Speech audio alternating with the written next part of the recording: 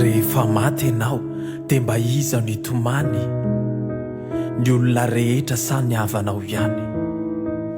Rehefa maty ianao dia mba inona no tsaroana, ireo toetra ratsy mamenatra sa ireo tsara tsy hay adinoana. Rehefa maty ianao dia mba inona no hitranga, moa ny olona ve ho faly sa mba hatsiaro-banga. Rehefa maty ianao dia mba isy ve no torana, sa ny mpiray tanàna hitsinjaka toy ny hoe misy lanonana. Rehefa maty ianao dia mba hanjombona ve ny andro, sa miratra aok'izany ny hazavany masoandro.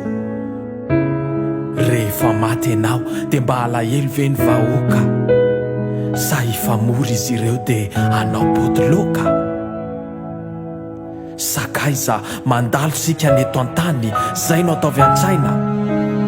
Mandalo sika ny eto an-tany ka mba mahaiza ianao miaina.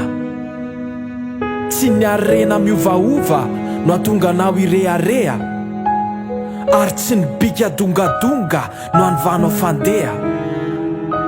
Tsy ny fahaizanao zay kely no mba hatonga anao hiavina, raha tsy zany dia tsy ho ela ianao dia ho irery, ary ny hafarany dia hanjavona.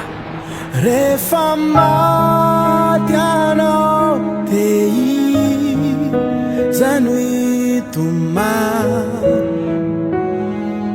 efa mba nosaigninao ve zany.